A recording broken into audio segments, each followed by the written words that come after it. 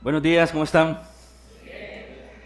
Gracias a Dios por el privilegio que nos da este día el Señor de reunirnos, adorar y exaltar su nombre. Feliz año nuevo. Qué hermoso privilegio realmente el que tenemos esta mañana de estar en la casa del Señor, adorando su nombre, juntos a una voz. Espero y confío que se encuentran bien, animados y contentos en el Señor. Hoy ya somos 4 de enero del año 2026, así que gloria a Dios por lo que Dios depara para nosotros en este año.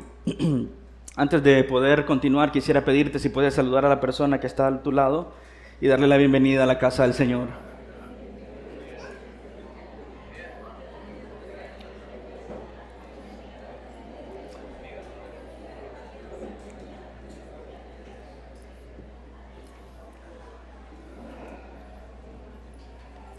Si pudieras pedirle al Señor, a Dios, un recurso que te ayudara a ser más productivo, más efectivo o más exitoso, si quieres usar esa palabra, durante este próximo año, ¿qué le pedirías al Señor? Piensa, podría ser una habilidad, puede ser conocimiento, destreza, cualquier tipo de recurso que tú digas, bueno, necesito esto para poder alcanzar mis metas de este año, o me hizo falta esto en este 2025 y necesito esto. Piensa por un momento en eso y permíteme solo recordarte lo bendecido, beneficiado que eres en el Evangelio, porque como dice Colosenses 2, versículo 10, en el Señor tú tienes todo, estamos completos en Él. Igual el apóstol Pedro dice que en el Señor tenemos todo lo que necesitamos. Y permíteme recordarte algunos de esos recursos valiosos que Dios te ha dado en Cristo y que tenemos.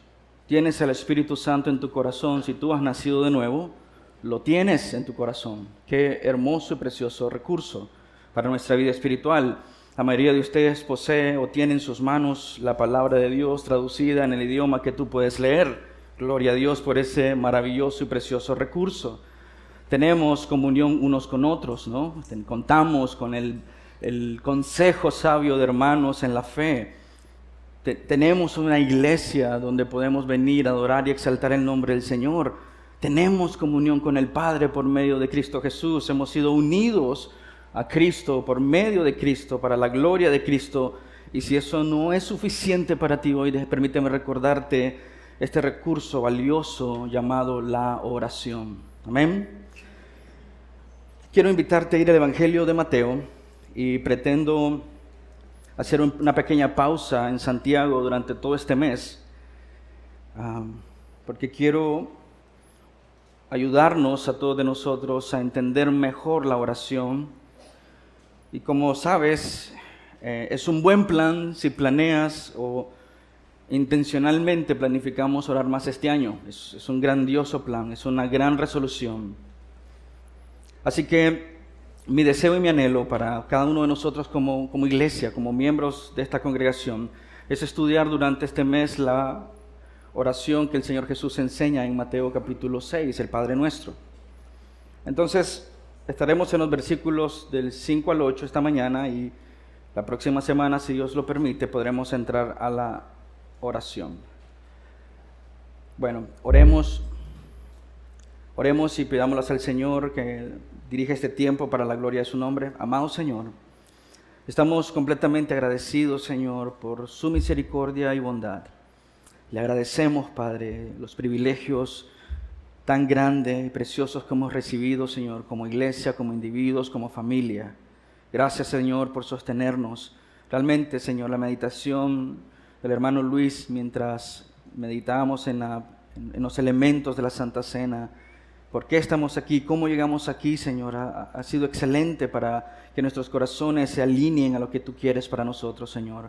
Porque realmente, Dios, no nos trajo nuestro propio esfuerzo, ni nuestros propios recursos, ni nuestra propia habilidad, Señor, de decisión, sino fues tú produciendo el querer como el hacer en nuestra vida para la gloria de tu precioso nombre.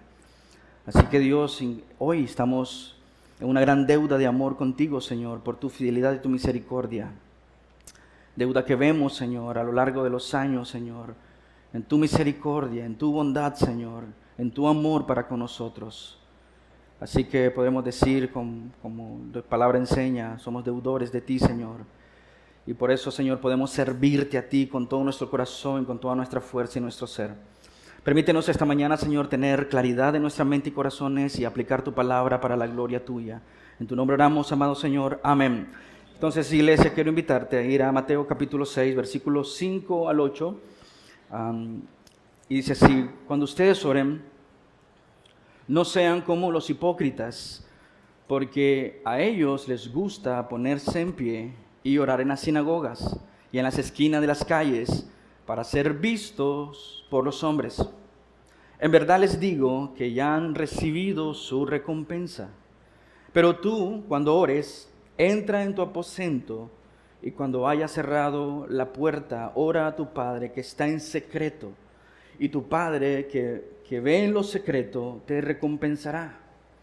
Y al orar, no usen ustedes repeticiones sin sentido como los gentiles, porque ellos se imaginan que serán oídos por su palabrería. Por tanto, no se hagan semejante a ellos, porque su Padre sabe lo que ustedes necesitan antes que ustedes lo pidan. Amén. Esa es la palabra inerrante de nuestro Señor. El mes pasado tenía una conversación con un hermano, una hermana realmente, y me decía algo así como: la iglesia no sabe orar. Y me quedé pensando y meditando en esta expresión, y por supuesto, en muchos sentidos, la expresión "la iglesia no sabe orar" tiene razón. Porque muchas veces nosotros oramos sin entendimiento, muchas veces nosotros oramos sin pasión, muchas veces oramos sin convicción, muchas veces oramos sin entender lo que Dios quiere para nosotros como sus hijos. Simplemente oramos repitiendo y repitiendo quizás cosas que hemos escuchado, y muchas veces lo que sale de nuestra boca obviamente es la profundidad de nuestro corazón. Así que asiento a esta expresión, la iglesia le cuesta orar. Y para que yo pudiera entender a qué se refería, me dicen: Petra no sabe orar. Y por supuesto son cosas que duelen, pero son cosas necesarias de escuchar, porque son cosas en las que necesitamos crecer, ¿no? Creo que una de las cosas, una de las disciplinas que asumimos, que entendemos, comprendemos y que manejamos es la oración, porque hacemos oraciones diario. Creo que la mayoría de los cristianos hacen oraciones diario, oran por sus alimentos, oran antes de salir a sus trabajos o escuelas. Animamos a nuestros hijos a orar en todo tiempo, pero muchas veces, creo yo, nos falta entender y profundizar. Y vean por qué asiento a esta expresión de que nos cuesta orar, porque realmente pasamos muy poco tiempo en la Escritura. Y si pasamos muy poco tiempo en la Escritura, oraremos sin conocimiento y sin entendimiento del carácter de Dios, y por supuesto nuestras oraciones serán frágiles y débiles. La oración del Padre Nuestro se encuentra dentro de lo que nosotros conocemos, dentro de la estructura de Mateo, el Sermón del Monte, ¿no? Se encuentra básicamente en el centro del Sermón del Monte. En la estructura literaria de Mateo, permíteme explicarte esto porque es sumamente importante. No podemos tomar un texto sin su contexto, y menos sin entender la intención del autor para poder aplicarlo a nuestra vida. Entonces, la oración del Padre Nuestro, y lo que vamos a estudiar hoy es conocido como la introducción al Padre Nuestro, que son los versículos 5 al 8, se encuentra dentro del sermón, se encuentra básicamente en el centro del sermón. Piensen por un momento en un monte, ¿no? Una montaña, diría yo, y mi forma de leer y entender el Sermón del Monte es un tipo montaña, y lo que encontramos en la cúspide, lo que llamaríamos en narrativa el clímax de la narración, sería el Padre Nuestro. Así de importante creo yo que es en el pensamiento de Mateo como autor la oración del Padre Nuestro. Entonces, la oración del Padre Nuestro se encuentra en el Sermón del Monte, y si tú lees detenidamente Mateo, encontrarás que Mateo deja unas señas para nosotros, o señales para nosotros, para entender que toda esta narrativa que se encuentra entre el capítulo 4 y el capítulo 9 es una sola unidad literaria. Vamos a ver dos textos rápidamente, solo para entender y comprender el contexto estructural de Mateo. En Mateo 4:23 dice así: y Jesús iba por toda Galilea enseñando en sus sinagogas, proclamando el evangelio del reino y sanando toda enfermedad y toda dolencia en el pueblo. Ese es Mateo 4:23, lo que te digo, es que está abriendo nuestro marco teórico para entender todo lo que comprende estos versículos. Y el siguiente es Mateo 9:35. Notarás que es sumamente similar a lo que ya dijo en Mateo 4:23. Jesús recorría todas las ciudades y aldeas, enseñándose en las sinagogas de ellos, proclamando el evangelio del reino y sanando toda enfermedad y toda dolencia. Entonces, como lectores de Mateo, encontramos estas dos señas que nos dicen todo lo que comprende entre Mateo 4:23 y Mateo 9:35 debe estudiarse como una unidad. Así que es lo que hacemos cuando estudiamos el Sermón del Monte, estudiamos todo lo que contiene ahí. Y por supuesto vamos a retomar textos alrededor de la oración para poder nutrir y entender qué es lo que Jesús quiere de su iglesia y de su pueblo con respecto a la oración. Mateo pretendía que tanto su audiencia como nosotros los lectores posteriores pudiéramos entender esta sección como una sola. El Sermón del Monte, resumiéndolo, y posiblemente no voy a hacer resumir esto en pocas palabras, es complicado, pero el Sermón del Monte lo que enseña básicamente es cómo vivir o cómo debe vivir un cristiano en este mundo. Nos enseña lo que el Señor Jesús, lo que Dios espera de sus discípulos mientras están en esta tierra.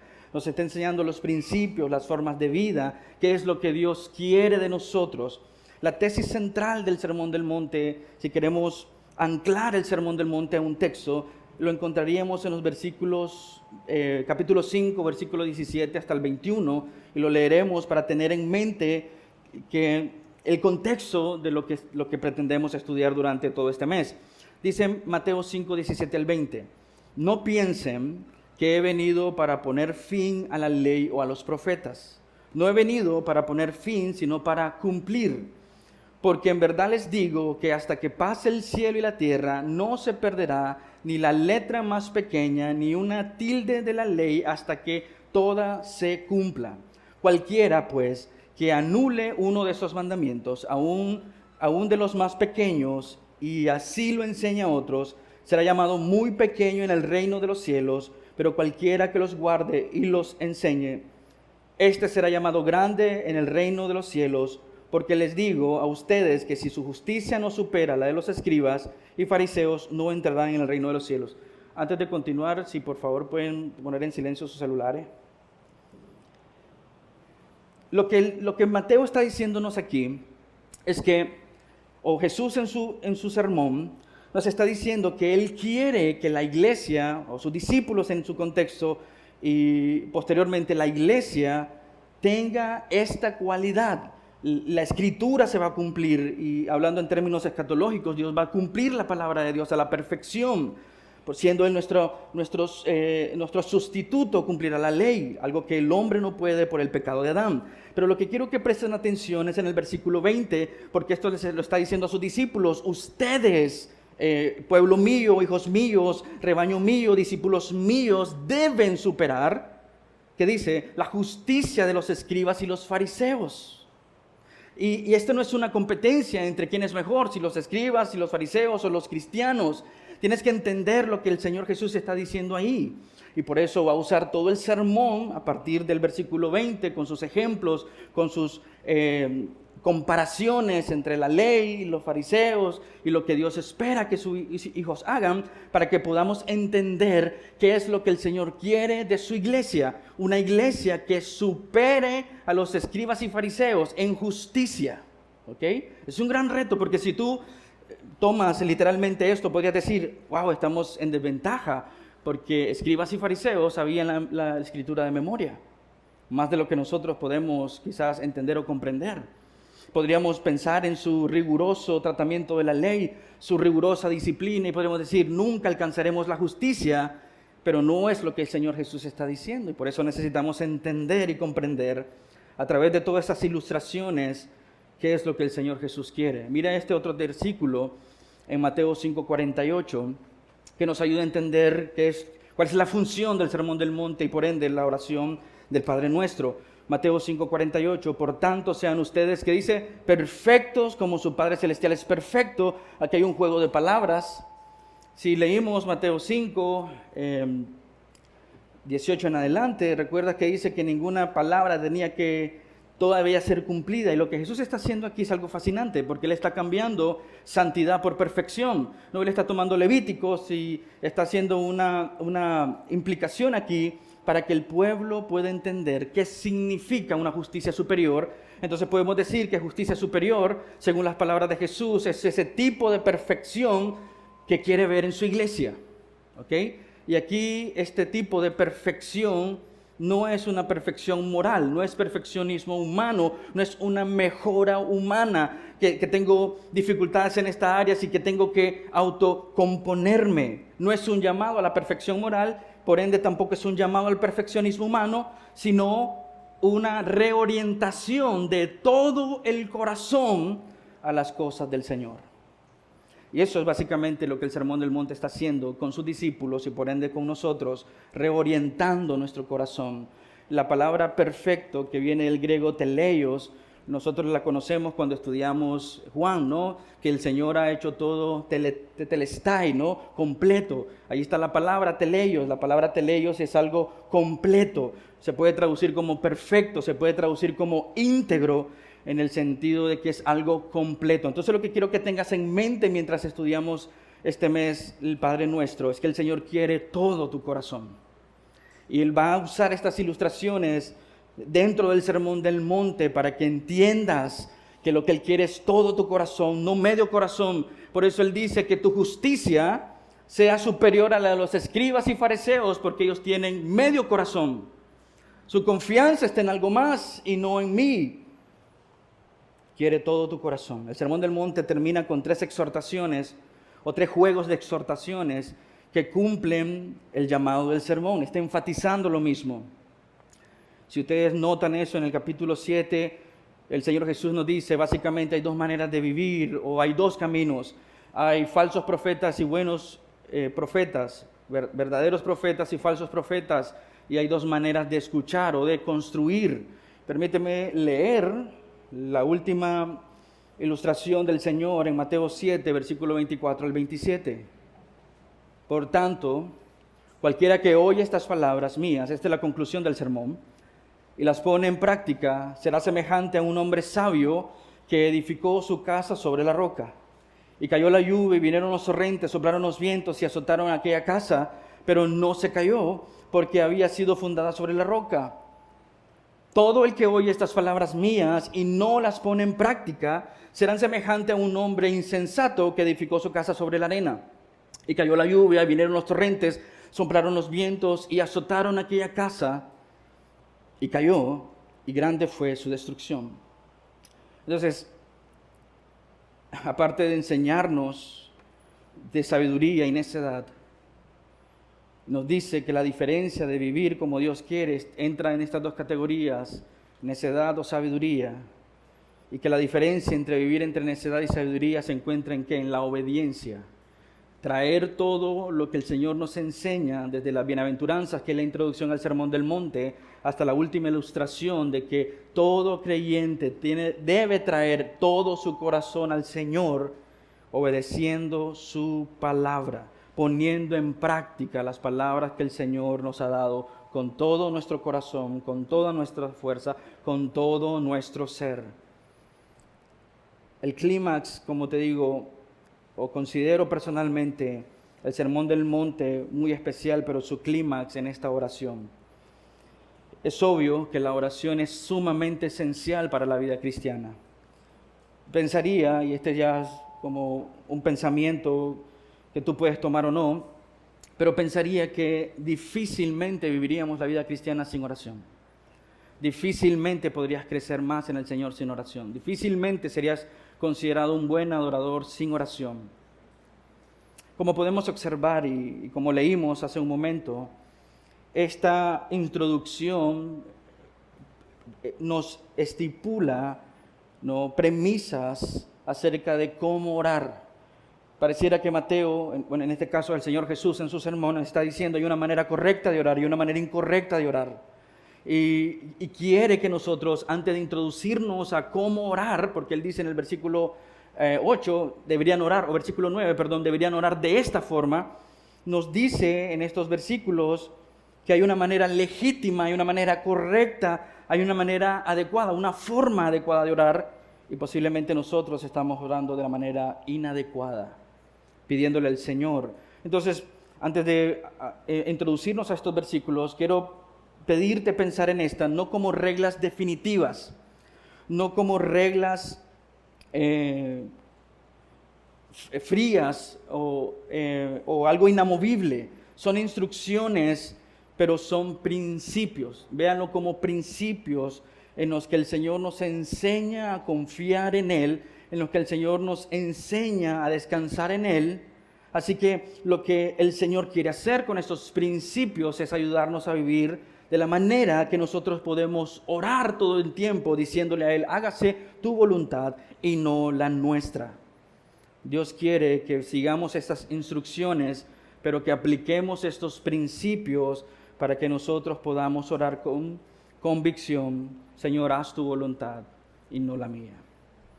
Es decir, que recitar el Padre Nuestro no lo consideraría como algo completamente equivocado. Tú podrías recitar el Padre Nuestro, pero orarlo constantemente para mí es un error, porque no es el fin principal del Padre Nuestro. De hecho, Él dijo anteriormente, no ores sin sentido, palabras repetitivas, ¿no? Él no está diciéndonos que la oración que nos está a punto de enseñar tiene que ser una oración ritualista. No es una oración rutinaria y no es una oración estática. Son principios prácticos que nosotros podemos tomar en nuestras oraciones día a día. Y pretendo a través de este tiempo enseñarnos o recordarnos estos principios para aplicarlos en nuestras propias oraciones, incluso cuando oramos por nuestros hijos o cuando oramos por un proyecto personal, que los principios que están aquí pueden ser aplicados para la gloria y el honor de Dios, teniendo en cuenta siempre lo que el Señor está enseñando en estos primeros versículos, en la introducción al Padre Nuestro, que Él quiere todo el corazón. Entonces el Señor quiere mostrarnos a través de esta oración, el Padre Nuestro, el panorama, el estándar de la oración que todo creyente debe seguir, que todo creyente efectivamente debe orar, pero con humildad y con autenticidad delante de nuestro Dios Padre, sabiendo que Él escucha las oraciones de sus hijos y responde según su providencia. Amén. Pensando en esto, quiero invitarte entonces nuevamente a regresar a Mateo capítulo 6, versículos 5 y 6. Es un hecho que la iglesia debe orar, que el creyente debe orar. ¿Por qué? Porque te dice, cuando tú ores, no seas como los hipócritas, porque a ellos les gusta ponerse en pie y orar en las sinagogas y en las esquinas de las calles para ser vistos por los hombres, ¿no? Jesús en estos versículos no nos está sugiriendo o no nos está diciendo que no deberíamos orar en público, porque Él dice, no ores en público como los hipócritas, ¿no? Sacar este texto literalmente nos llevaría por cursos o caminos muy contradictorios. Yo no tuve que haber orado al principio del sermón, no se tuvo que haber orado en nuestro tiempo de oración como iglesia. Él no está diciendo no deberías tener cultos de oración, no deberías de tener cultos públicos, no deberías ni siquiera orar públicamente por los alimentos cuando estás en un lugar público. No está enseñando eso, no está diciendo eso. Hay un principio ahí que debemos aplicar en todas nuestras oraciones. Pero tú cuando ores, entra a tu aposento y cuando hayas cerrado la puerta, ora a tu Padre que está en secreto y tu Padre que ve lo secreto te recompensará. Nos está advirtiendo a nosotros sobre los motivos de nuestro corazón. ¿Por qué estamos orando? ¿Por qué estás orando? ¿Cuáles son tus peticiones? Incluso piensa en esto. ¿Cuáles son las peticiones, anhelos y deseos de mi corazón para este año? ¿Por qué cosas voy a estar orando más? Y lo que el Señor está advirtiendo ahí es, cuida los motivos de tu corazón. Nos está advirtiendo de que pueden haber motivos en nuestro corazón que nos están engañando. Podríamos pensar que estamos orando, iglesia, por las razones correctas. Podríamos estar orando por las razones correctas. Podríamos incluso estar orando de la manera correcta. Y permíteme decir esto, pero posiblemente podríamos estar orando con el corazón equivocado. Pregúntame, ¿cómo eso es posible, pastor? Orar por las razones correctas, de la manera correcta, con el corazón equivocado. Tú podrías estar orando por la salvación de alguien que conoces, un familiar, un amigo, un conocido, un jefe, podrías estar orando por la salvación de esta persona. Es una razón correcta, legítima, amén. Incluso podrías orar de la manera correcta. Señor, yo te pido por la salvación de X o Y persona para que él pueda venir a ti, Señor. Tú eres soberano, tú eres poderoso, solo tú puedes convencerlo. Yo no puedo convencerlo, pero úsame para tu gloria y tu honra. Pero detrás de mi corazón puede haber un motivo que no es legítimo. ¿Sí entiendes entonces? Podríamos estar orando por cosas legítimas, razones correctas, de manera correcta, pero con el corazón equivocado. Y lo que el Señor nos enseña aquí es que el hipócrita ora por las razones equivocadas, de la manera equivocada, con el corazón equivocado. Entonces la instrucción del Señor es, si realmente quieres que se haga la voluntad de Dios en tu vida, en tu familia, en el lugar donde estás, vigila los motivos de tu corazón cuando ores. Como discípulos del Señor, este será nuestro primer punto esta mañana, como discípulos del Señor Jesucristo se nos llama a examinar y vigilar los motivos del corazón cuando oramos. No es un asunto tanto de privado o público, sino algo interno reflejado en lo externo. Cuando ustedes oren, no sean como los hipócritas. Vamos a entender a qué se refiere Mateo con la palabra hipócrita. Posiblemente, en el contexto de Mateo, Jesús llama hipócrita ¿a quiénes? A los fariseos.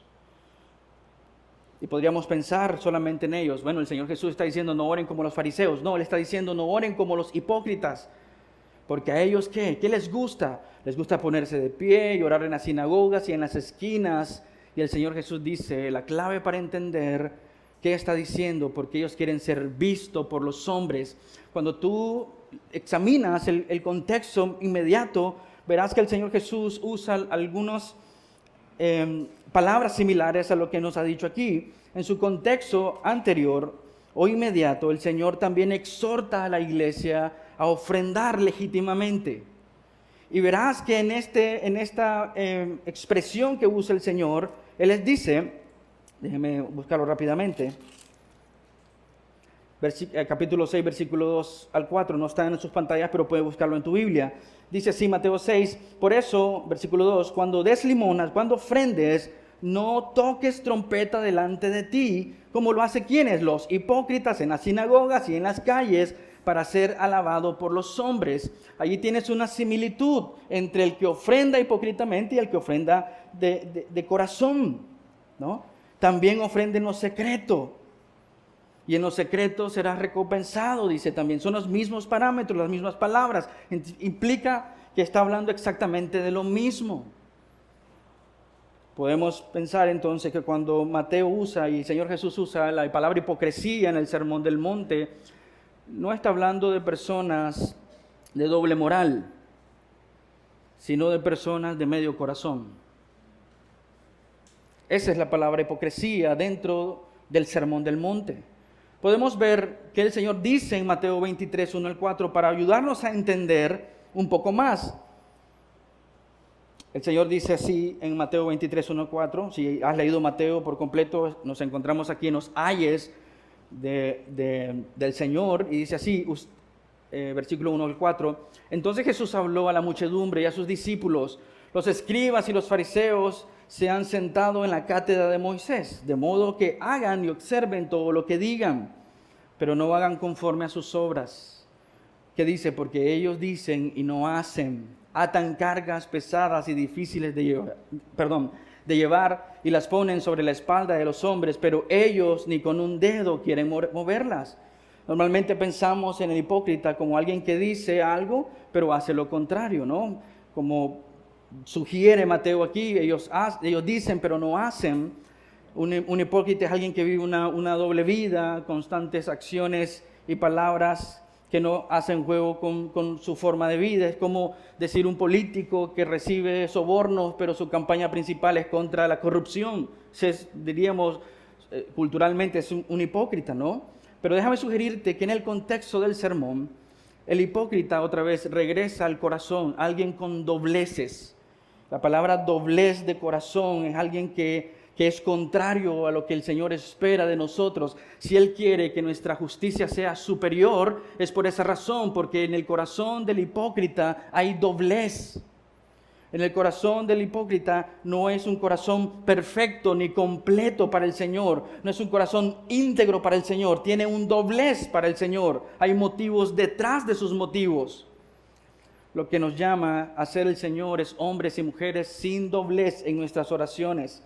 Es decir, sin doblez en nuestros pensamientos, sin doblez en nuestros deseos, sin doblez en nuestros anhelos, sin doblez en nuestras emociones, sin doblez en nuestra voluntad. Por eso en el mismo contexto del Sermón del Monte nos dice en Mateo 6:21, porque donde está tu tesoro, ahí estará también tu corazón. El Señor Jesús hizo esta demanda a los fariseos de su tiempo, a los hipócritas de su tiempo. Con sus labios me adoran, pero su corazón está lejos de mí. ¿Ves el doblez? Las palabras pueden ser correctas, teológicamente precisas y exactas. Podría ser tener un nivel en tus palabras de ortodoxia, pero tu corazón tiene dobleces. Y lo que el Señor está diciéndonos aquí, podríamos hacer las cosas como ofrendar, que son legítimas, como ayudar al prójimo, que son legítimas, como orar al Señor, que es legítimo. Dios quiere que le oremos. Por eso dice, cuando ores, no está diciendo, sabes que no ores, necesitas orar, pero necesitas vigilar tu corazón porque pueden haber secretos en tu corazón.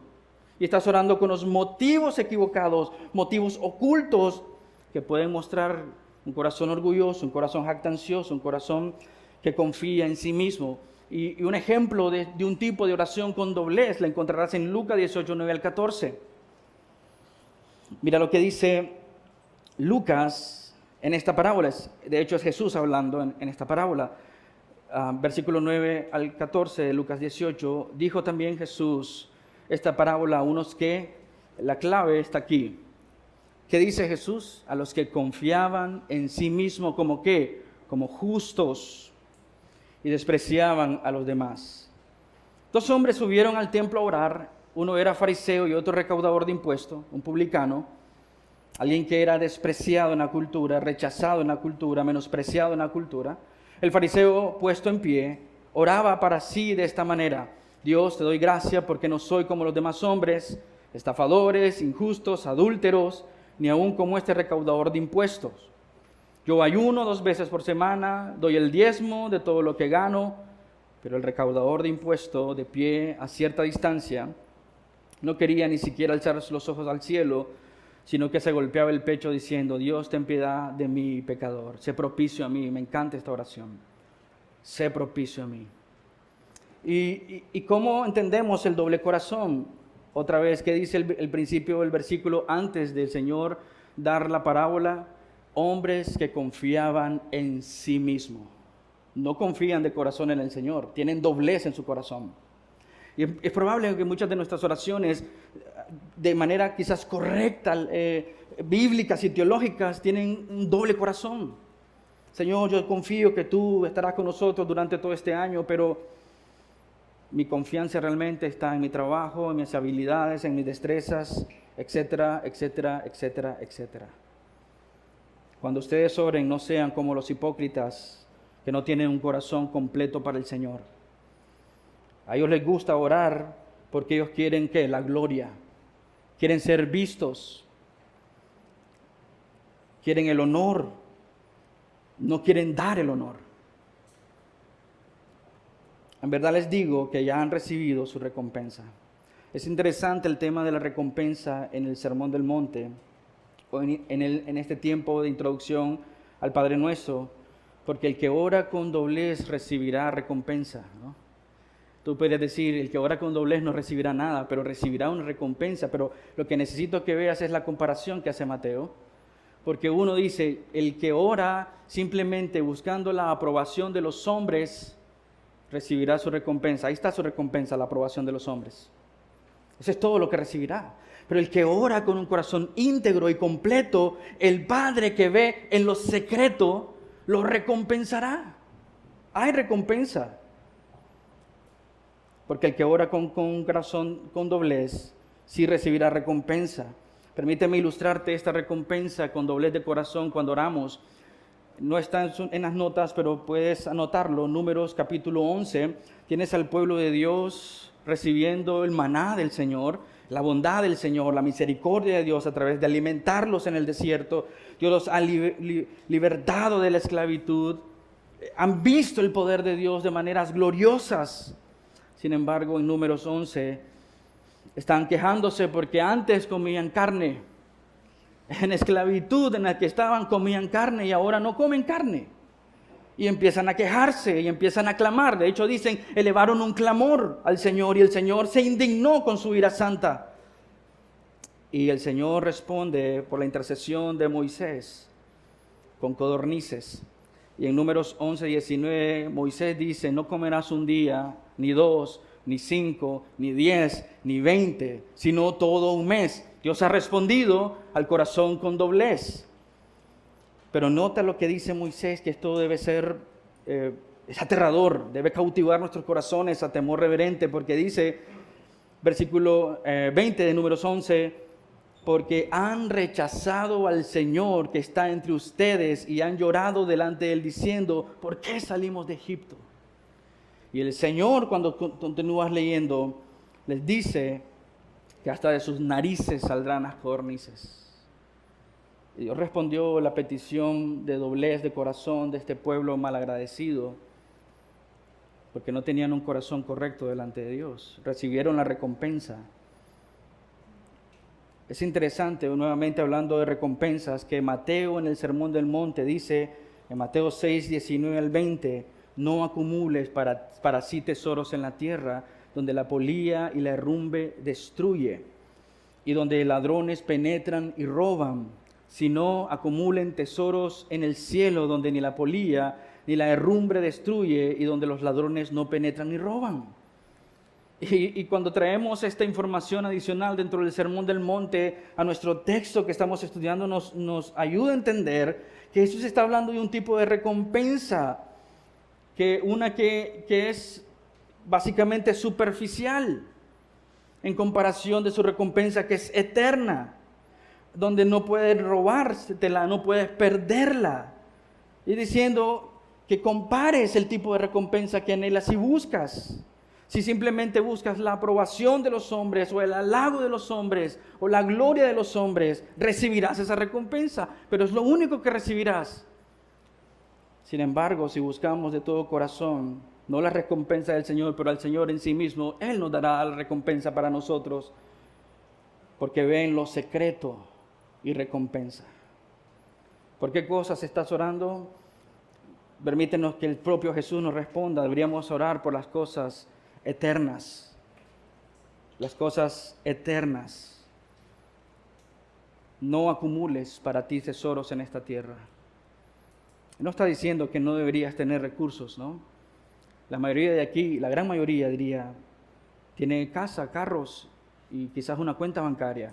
Y no está diciendo, no deberías tenerla, iglesia, estás en pecado. No debería ser lo que consume la fuerza de tu corazón. Otra vez regresa al corazón. Tu prioridad debería ser las cosas eternas. Por eso deberíamos estar orando este 2026, para que nosotros podamos ser mayordomos de los tesoros, no en esta tierra, sino de los que acumulan tesoros en los cielos para la gloria de Dios.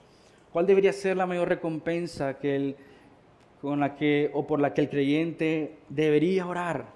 Y Mateo 25:23 nos ofrece una preciosa respuesta.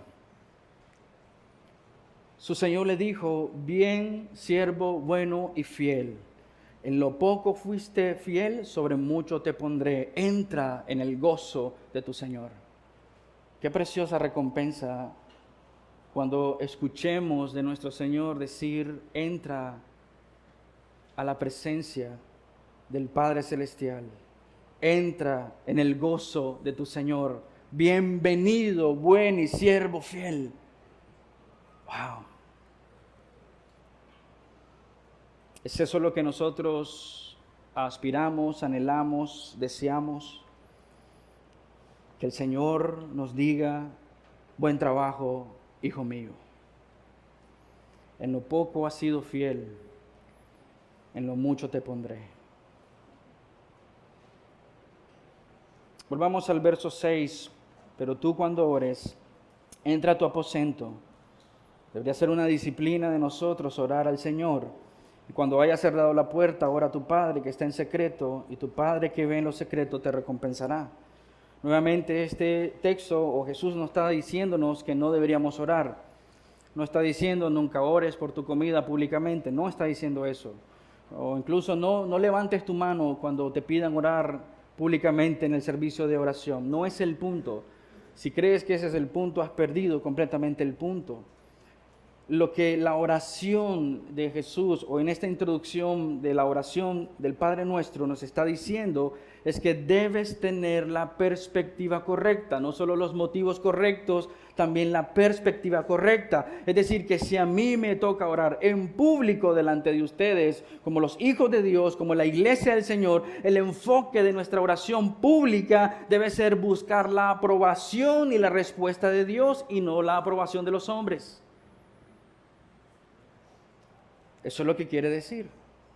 Deberías buscar la aprobación de Dios y no la de los hombres. ¿Qué quiere decir Jesús en lo secreto? La palabra es kruptos en el griego, que puede ser traducido como secreto, pero también como interior. En Romanos 2, 28 a 29 sugiere algo interesante.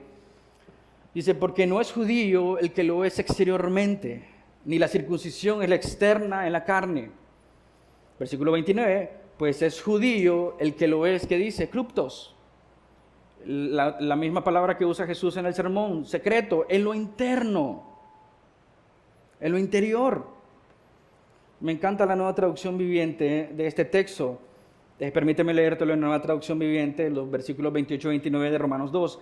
Pues no es un verdadero judío solo por haber nacido de padres judíos, ni por haber pasado por la ceremonia de la circuncisión. No, un verdadero judío es aquel que tiene, que dice, el corazón recto. Es similar a lo que el Señor Jesús está enseñando en el Sermón del Monte, un corazón completo, un corazón sin doblez, un corazón íntegro, un corazón perfecto. No, un verdadero judío es aquel que tiene el corazón recto a los ojos de Dios. La verdadera circuncisión no consiste meramente en obedecer la letra de la ley, sino que es un cambio en el corazón. No sean como los hipócritas, con medio corazón, con doblez, con un corazón no transformado. Mira cómo termina Romanos 2, 28 al 29. Producido por el Espíritu, y una persona con un corazón transformado busca la aprobación de Dios y no la de la gente. Y lo que está diciendo el Señor Jesús en esta introducción a la oración, no solo ore con el corazón completo, sino con la perspectiva correcta. ¿Qué estás buscando realmente cuando oras? ¿La aprobación de Dios o la de los hombres? Nuestras afanosas oraciones, muchas veces detrás de ellas está simplemente que quiero la aprobación de la gente.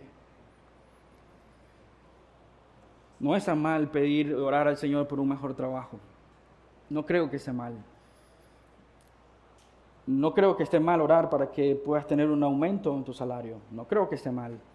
Pero lo que sí creo que deberías de revisar es los motivos internos de tu corazón. ¿Por qué quieres eso? Y quizás lo que está atrás de nuestra oración es simplemente la aprobación de los hombres. Quiero que la gente me mire con respeto, porque en nuestra cultura, como te viste, te tratan. Entonces dicen, necesito un mejor trabajo, un mejor sueldo, para obtener respeto. Y empiezas a orar por algo que podría ser legítimo, un mejor trabajo, un mejor salario, pero mi corazón está diciendo algo más. No tengo la identidad suficiente para orar por un mejor trabajo y un mejor salario. Y el Señor quiere que nosotros oremos por las razones y los motivos correctos, de la manera correcta, con el corazón correcto. Dios quiere todo tu corazón. Todo tu corazón. Nuestras oraciones deben buscar sí o sí la aprobación de Dios. Piensa en tus proyectos. Hagamos una suposición, un ejemplo. Estás orando para emprender. Tus oraciones deberían buscar la aprobación de Dios y no de los hombres. Deberías buscar la aprobación de Dios. Señor, ¿eso es lo que usted quiere para mí, para mis hijos y mi familia? Posiblemente estás buscando un segundo trabajo, pero estás buscando la aprobación de Dios primero. Pero pastor, tenemos cuentas que pagar. Es difícil. Entiendo, comprendo. Pero ¿estás buscando primero la aprobación de Dios? ¿O qué estás buscando realmente? Porque estoy convencido de que cuando oramos en busca de su aprobación, nuestra oración será distinta. Iglesia, ¿tú estás convencido de tu aprobación delante de Dios por medio de los méritos de Cristo? Por lo tanto, que cuando vienes en oración no estás tan preocupado por lo que el mundo piensa de ti, por lo que haces o no haces. No estás tan preocupado si el mundo te aprueba o no te aprueba, porque lo que buscas con tu vida es la aprobación de Dios y no de los hombres.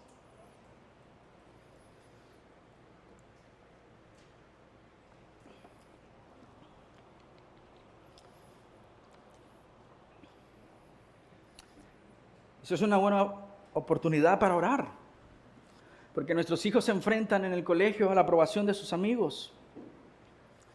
En la universidad nuestros jóvenes se pierden porque buscan la aprobación de los jóvenes, pero deberías buscar la aprobación de Dios.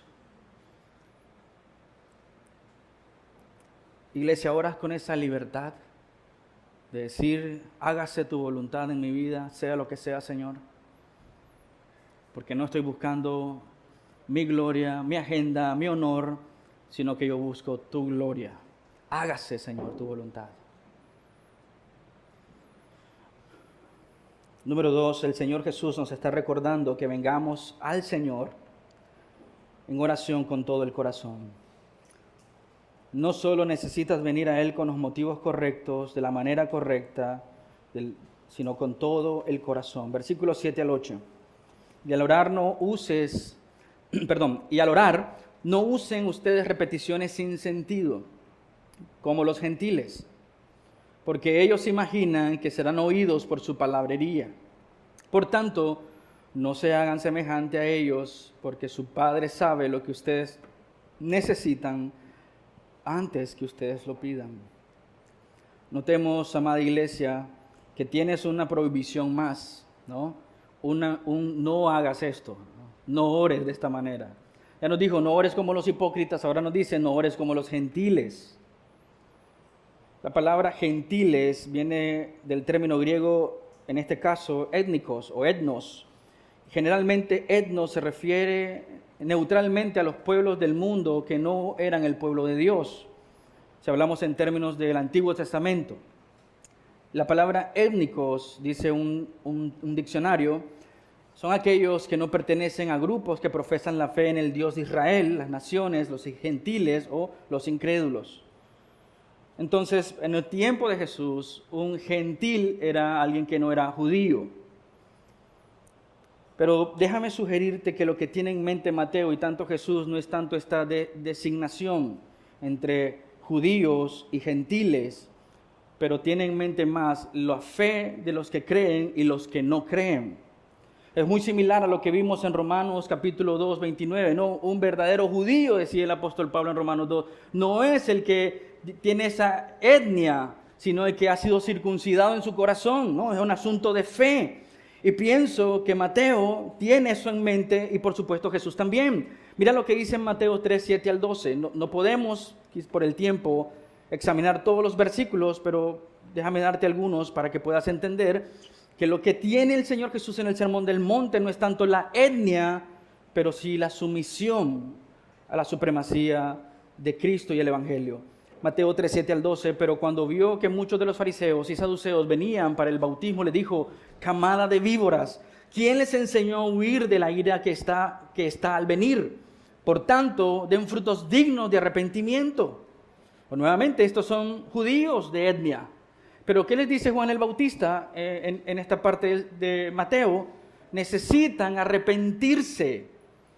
Versículo 9, no piensen que pueden decirse a sí mismos, tenemos a Abraham por padre, porque les digo que Dios puede levantar hijos a Abraham de estas piedras. Versículo 10, el hacha ya está puesta a la raíz de los árboles, por tanto todo árbol que no da fruto es cortado y echado al fuego. Yo en verdad los bautizo a ustedes con agua para arrepentimiento, pero aquel que viene detrás de mí es más poderoso que yo, a quien no soy digno de quitar la sandalia. Él los bautizará en el Espíritu Santo y con fuego. El bieldo está en su mano y limpiará completamente su era y recogerá su trigo en el granero, pero quemará la paja en un fuego que no se apaga. Hay una gran connotación aquí que influye la palabra gentil en el Sermón del Monte, porque no está hablando de etnia, sino de fe y arrepentimiento. Esos son los verdaderos hijos de Dios. Jesús, en Mateo, como escritor, enfatiza que gentil no es judío, no es acerca de etnia, sino acerca de fe. Por eso el trasfondo que leímos anteriormente es que tiene que ver con todo el corazón. Entonces cualquier persona, incluyendo judíos, en la época en que está escrito Mateo, nos está diciendo que es un gentil, sino sí al Señor Jesucristo como Señor y Salvador. Permíteme incluir algo más, el paralelismo que parece presentarnos Mateo. Mateo habla primero de hipócritas y después de gentiles.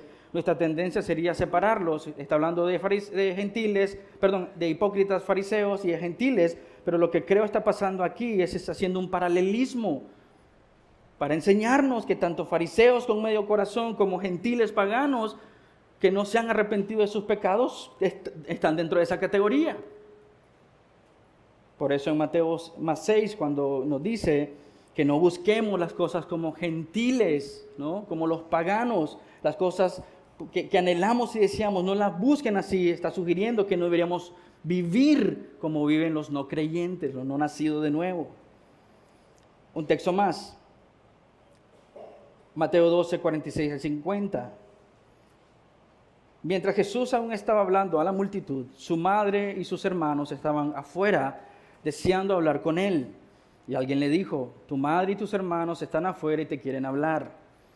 Pregúntate, ¿por qué Jesús no solamente asiente y dice gracias, voy a ir a hablar con ellos? Porque sí, efectivamente, son su mamá y sus hermanos. ¿Por qué enfatizar esto? Porque tiene que leerse todo en su conjunto. Desde lo que Juan el Bautista afirmó, ¿no? Lo que el Sermón del Monte enseña, un corazón completo para el Señor, sumergido ante el Señor. Versículo 48, pero Jesús respondió al que le informó, ¿quién es mi madre y quiénes son mis hermanos? Y extendiendo la mano hacia sus discípulos dijo, miren, aquí está mi madre y mis hermanos, porque cualquiera que hace la voluntad de mi Padre que está en los cielos es mi hermano y mi hermana y mi madre. Entonces este no es un rechazo a su mamá y sus hermanos, está enfatizando lo que todo Mateo está enseñando y lo que precisamente está diciendo en estos textos. Los gentiles en el tiempo de Jesús obviamente tenían una visión supersticiosa de la oración. Para muchos gentiles en la cultura, la oración era un ritual, contenía frases repetitivas que solían incitar a un tipo de frenesí religioso. Pensaron en la oración en algo así como un tipo mantra que se repetía una y otra vez hasta que perdían el sentido, el conocimiento y llegaba a convertirse en parte de su subconsciente y de alguna manera alteraba su percepción de la propia realidad que vivían, al menos para el que hacía este tipo de oración. Eso es lo que el Señor Jesús está teniendo como ilustración para nosotros. Y la exhortación detrás de esto es, no intentes manipular a Dios en tus oraciones. Piensa de nuevo en eso. ¿Por qué llegamos a esta conclusión de manipular? Mira lo que dice el texto. Regresemos a Mateo, capítulo 6, versículo 7. Y al orar no usen ustedes repeticiones sin sentido como los gentiles, porque ellos se imaginan que serán oídos por su palabrería. Esa es la función de la palabrería. Traer la atención del Dios al que están orando. Y Él está diciendo, no deberías orar así, tratando de manipular a Dios. Entonces la advertencia es, si oramos para que Dios haga su voluntad, debemos estar vigilantes, en guardia contra todo intento de manipular a Dios en nuestras oraciones. La prohibición aquí no es que se te va a estar contando una cantidad cierta de palabras en tus oraciones y si te pasas cantidad de palabras estarías en pecado. Muchos de ustedes no orarían nunca, que hablan mucho y oran mucho. La prohibición no es la cantidad de palabras. Jesús no está diciendo no ores con más de 5,000 palabras en tus oraciones. No está diciendo eso. Lo que está diciendo es no ores de manera ritualista. No ores de manera manipuladora. No existe un mantra mágico cristiano que convenza a la mano de Dios a hacer lo que tú quieres, como la cultura siempre nos sugiere. Declaramos en el nombre del Señor Jesús que se hará esto y aquello en nuestras vidas. Decreta en el nombre del Señor Jesús que se hará esto o aquello. No existe un mantra mágico manipulador efectivo que pueda aplicarse a un Dios soberano. No existe. Y es lo que el Señor está diciéndonos aquí. Muchas veces como creyentes caemos en estos errores y oramos de manera ritualista, ¿no? Como que si hubiese una fórmula que debería regir nuestras oraciones. ¿Cuántas oraciones ofensivas a Dios y su carácter le hemos agregado en el nombre de Jesús? Amén. ¿Cuántas oraciones heréticas hemos pronunciado y simplemente las hemos puesto en la fórmula cristiana? Señor, te pido por esto o aquello, en el nombre de Jesús. Amén. Al orar, dice, no uses repeticiones sin sentido como los gentiles, porque ellos imaginan que esta es la forma en cómo serán oídos. Se imaginan que serán oídos. Piensa en esto por un momento. ¿Cuántas veces hemos terminado nuestros tiempos de oración y al terminar la oración no nos acordamos qué pedimos o por qué estábamos orando?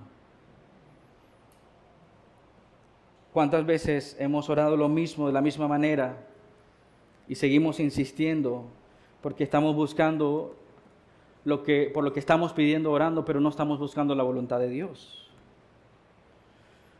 ¿Cuántas de nuestras oraciones han sido más en piloto automático? La mayoría de nuestras oraciones, y voy a usar la palabra mayoría, no de todos, pero la gran mayoría de nuestras oraciones están así, en piloto automático.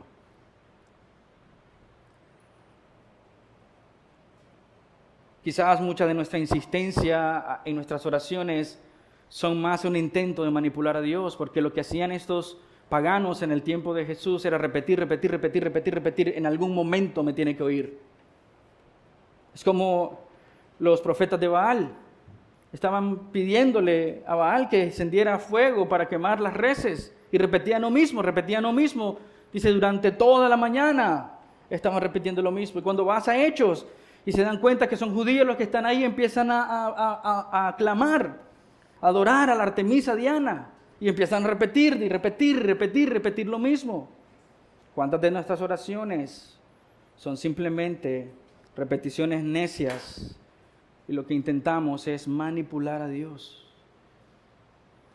Piensa en las dos formas que usamos para intentar manipular a Dios. No puedes manipular a Dios, obviamente, pero en nuestra necedad, en nuestra negligencia, en nuestra ignorancia, lo intentamos. Y las formas que solemos hacer es que le presentamos nuestro currículum al Señor. Señor, yo hice esto, yo hice aquello. Como cuando aquellos se presentan delante del Señor y dicen, profetizamos en tu nombre, echamos fuera demonios, hicimos aquello, hicimos lo otro. Y el Señor les dice, apartados de mí porque nunca los conocí. Le solemos presentar lo que hemos hecho, lo bueno que somos, lo disciplinado que somos. Nos basamos en nuestro orgullo para intentar manipular a Dios. Mira lo que he hecho, Señor. Señor, ¿por qué le das las pruebas a tu mejor guerrero? Porque ¿de dónde sale eso? El orgullo de que pensamos que somos su mejor guerrero. O que no merecemos sufrir. Que sufran los demás, Señor. Que no vienen disciplinadamente a tu iglesia. Que no son disciplinados en la oración. Que no son disciplinados en dar. Que no son disciplinados en los grupos pequeños. Solemos intentar manipular a Dios con nuestras destrezas. Mira lo que he hecho esta semana, Señor. Te serví en Petra Kids. Y tú sabes, Señor, que esos niños... Difícil, Señor. Pero ahí estuve yo, inamovible. temprano, sirviéndote. Señor, yo soy líder de grupo pequeño y soy el líder de este grupo pequeño histórico. Tú sabes la carga que me han puesto los pastores y ancianos. Tú sabes mi lucha, Señor. Bendíceme. Pero también somos autocompasivos. No solamente orgullosos, jactanciosos, pero intentamos manipular a Dios con autocompasión. Señor, pobrecito de mí. Mira cómo estamos sufriendo. ¿No te compadeces de tu siervo, Señor? Dios no quiere eso.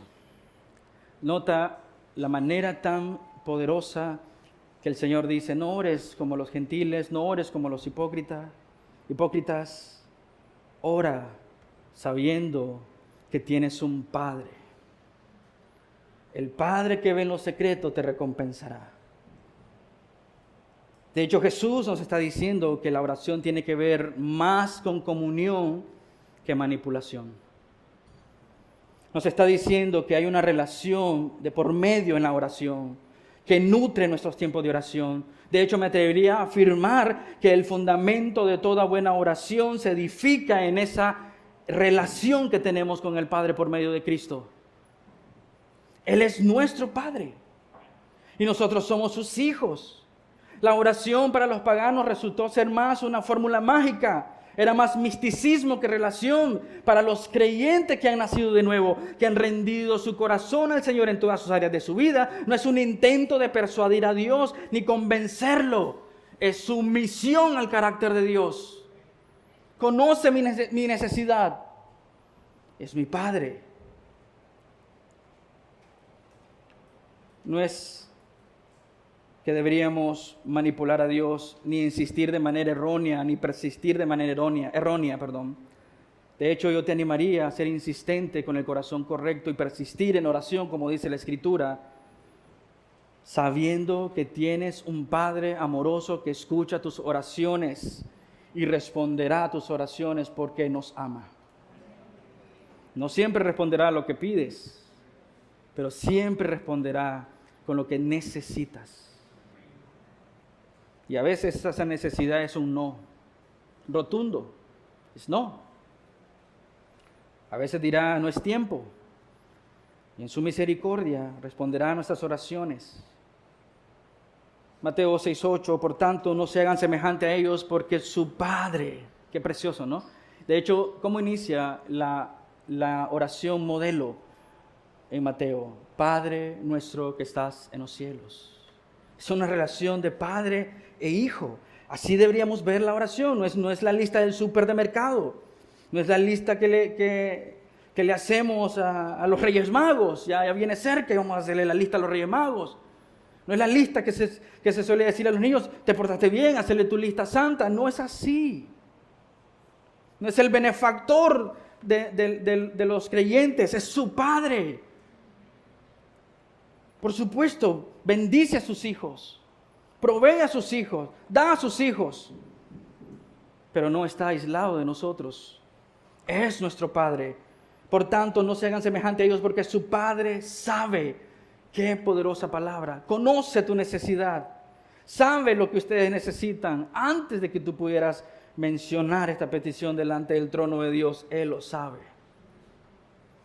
Iglesia, Jesús nos recuerda que oramos a nuestro Padre. Le oramos a Él. La paternidad de Dios es un concepto clave y fundacional para el cristianismo y lo es en Mateo. Notamos esto en el énfasis de la oración Padre nuestro que estás en los cielos. Los oyentes del sermón y por ende nosotros debemos ver esta expresión de paternidad en la introducción del Padre nuestro como un clamor que nos debe llevar a la dependencia del Señor. Haz tu voluntad, Señor, no la mía. Debe llevarnos a una íntima y afectiva relación. Él es mi Padre.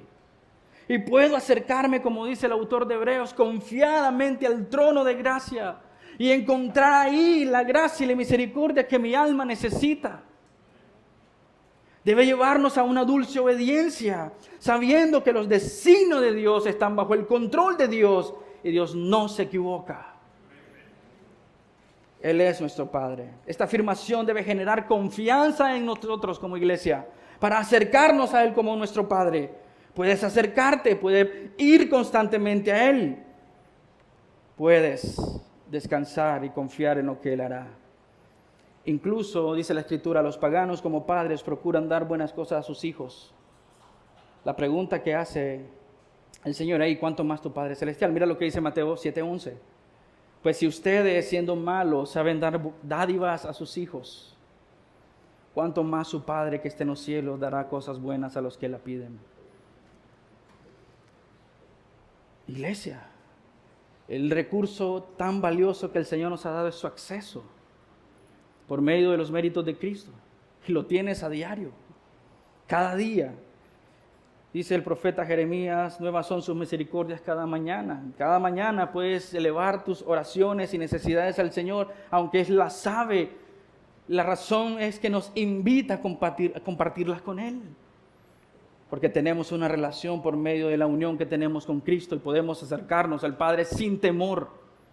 Porque el ancla ha traspasado el velo en dos y podemos entrar confiadamente al trono de gracia por medio del mérito de Cristo. Podemos llamarle Padre. Abba, Padre. Incluso los paganos, dice, saben dar buenas dádivas. La pregunta, ¿cuánto más tu Padre Celestial? El problema es que no creemos. Nos da miedo confiar en el Señor. Antes de que te acerques al trono con tu petición, Él la conoce. Conoce todas tus necesidades. Su ojo no se ha apartado de sus hijos, su oído no está tapado para el clamor de sus hijos. Ese conocimiento de Dios, de mis necesidades, es una gran motivación para ir a Él. No es la razón que deberíamos decir, bueno, Él ya sabe mis necesidades, ¿para qué orar? No, la razón por la que podemos ir confiadamente en oración es porque Él sabe mis necesidades. Él es todopoderoso y conoce mi necesidad. Él es santo, santo, santo y conoce mi necesidad. Debe humillarnos, iglesia, conmovernos y movernos a la adoración de Dios, porque no ignora la más pequeña de tus necesidades. No la ignora, la conoce y podemos venir a orar ante Él sabiendo que no será distante ni apático, sino que responderá como nuestro Padre Celestial. Conoce mi necesidad. Que Él conozca mi necesidad y tu necesidad debe recordarnos su inmensa bondad. Hermanos, el Dios Todopoderoso, el Creador del universo, al que nada le causa estrés ni preocupación o ansiedad, Él tiene todo bajo su control, conoce tu necesidad. Y si puedo unir la palabra preocupación con Dios, sería de esta manera: Dios se preocupa por sus hijos. Y está preocupado por tus necesidades, más de lo que tú crees y piensas. Él sabe tu necesidad, Él es fiel en proveer y siempre proveerá lo mejor para sus hijos. Incluso nosotros como padres sabemos dar buenas dádivas, cuánto más nuestro Señor conoce tu necesidad. Y hay una preocupación santa, obviamente, de Dios por sus hijos. Quieren que crezcan, que caminen en integridad, que disfruten de la bondad del Señor, que se regocijen en Él. El Señor quiere que vengamos a Él en oración, no como los hipócritas, con medio corazón, no buscando nuestra gloria, no buscando nuestra agenda, no buscando nuestro honor y fama, buscándolo a Él de todo corazón. Amén. El Señor quiere que vengamos a Él en oración, quiere que entremos en nuestro aposento y desde lo más profundo de nuestro corazón confiemos en Él, en lo interior, en lo secreto, y se verá reflejado en lo exterior de nuestra vida. El Señor quiere que vengamos a Él en oración en nuestra necesidad y que traigamos nuestras cargas pesadas con un corazón humilde, sencillo, sin manipulación, porque Él sabe mi necesidad. No le vas a dar información nueva a Dios tratando de manipular tu necesidad. Él la sabe. Pero ven a Él. El Señor quiere que vengamos a Él en oración con un corazón pobre de espíritu que no duda de su bondad. El Padre que esté en lo secreto nos recompensará según su providencia, según su soberanía, según sus planes y propósitos para nuestra vida. Nunca será una respuesta equivocada de parte de Dios para nosotros. aún la más pequeña de nuestras necesidades. Y piensa, ¿cuál es la necesidad más pequeña que puedes tener hoy? La que piensas que no hay manera de solucionar. Él sabe que la tienes, pero está esperando que entremos a nuestro aposento y rindamos nuestro corazón ante Él. Él se preocupa santamente por cada una de ellas y ha prometido que el que ve en lo secreto, Él recompensará. Permíteme terminar, iglesia. Cultiva la disciplina espiritual de la oración sincera, sabiendo que lo que mueve la oración de nuestros corazones hacia Él es su bondad, su cuidado como nuestro Padre Celestial. Yo te invito, iglesia, a ir a tu Padre Celestial y derramar tu corazón delante de Él. ¿Conoces el gozo de orar así, sabiendo que tienes un Padre Celestial?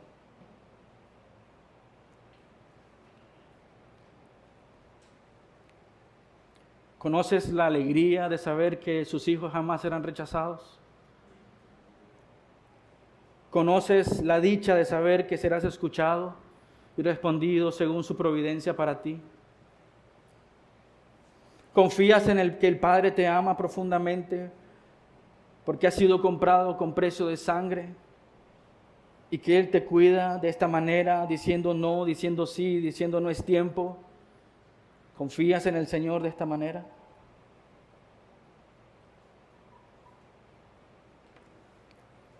Mateo 7, del 7 al 12, pidan y se les dará.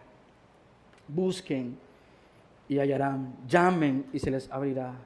Porque todo el que pide, recibe, y el que busca, halla, y el que halla, se le abrirá. ¿O qué hombre hay entre ustedes que si su hijo le pide pan, le dará una piedra?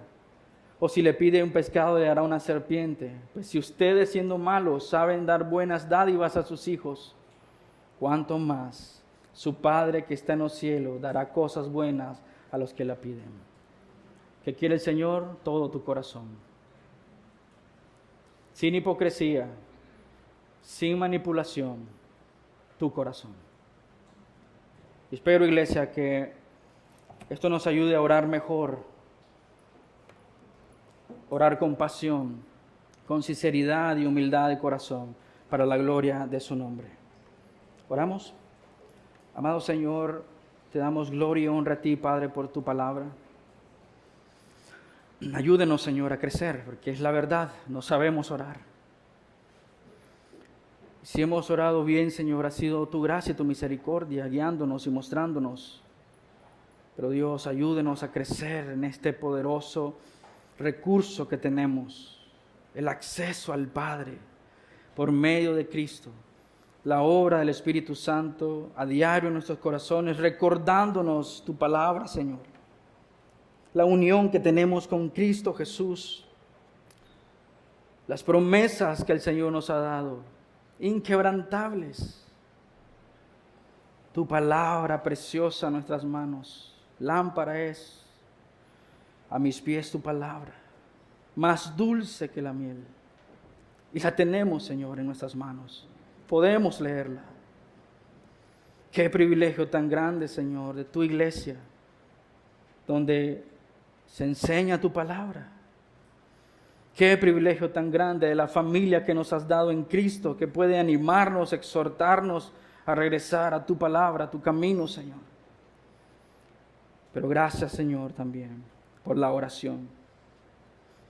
En los momentos en los que no sé qué hacer, sí sé qué hacer. Venir a ti en oración y derramar mi corazón a ti, Señor, sabiendo que tú conoces cada una de mis necesidades. Que tú las conoces, Señor, debe humillar el corazón del creyente. Porque el Dios sentado en su trono, trascendente, santo, santo, santo, conoce mi necesidad y escucha el corazón contrito y humillado y responde según su providencia, sabiduría a nuestras vidas. Gracias, Señor, que podemos decir con más convicción: hágase tu voluntad y no la nuestra. Amén.